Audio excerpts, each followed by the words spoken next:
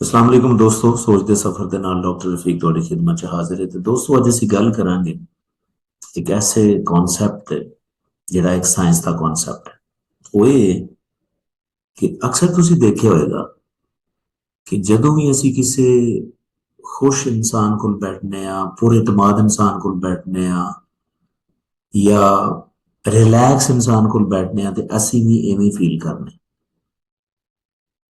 ਔਰ ਇਹਦੇ ਉਲਟ अगर असी इस तरह के इंसान नाल बैठने हैं जिहड़ा हास्या ते हसद करता है, नैगेटिव सोच दी और अजीब फील करता है, बुरा फील कर रहा है, लो फील कर रहा है, असी भी इंज हो जाते। और ये याद रखिया जी, यह कोई इंसीडेंस नहीं है, ये पीछे एक साइंस है। ये साइंस इंज ही है जिवें कोई वायरस एक बंदे तो दूसरे बंदे तक चला जाता ना, जिन्हों असी कॉन्टेजियस इन्फेक्शन कहने, यानी कि एक इन्फेक्शन दूसरे इंसान तो चली जाती है। तो इस तरह जिहड़े साडे जज्बात ने, जिहड़े साडे इमोशनस ने, वो भी एक बंदे को दूसरे बंदे तक जा सकते हैं। और इस प्रोसैस नूं साइंस दे विच, न्यूरो साइंस दे विच असीं इमोशनल कॉन्टेजियन कहने।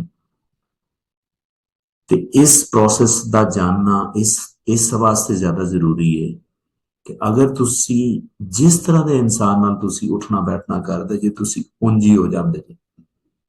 जिवें मैं तुहानूं एक मिसाल दें, अगर तुहाडे नाल कोई इंसान बैठा ना, उन्हें जमाई लई तो 90% चांसेस ने तुहानूं भी आएगी।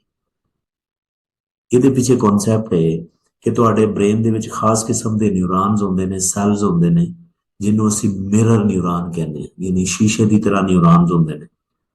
वो की करते हैं, थोड़े सामने जिस तरह का इंसान होंदा ना, जिस तरह के उहदे जज्बात होंदे ने, वो तुहाडे ब्रेन के मिरर न्यूरॉन उहदे जज्बात नूं कॉपी कर लेंदे, पर तुसीं भी उंज फील करना शुरू कर देंगे।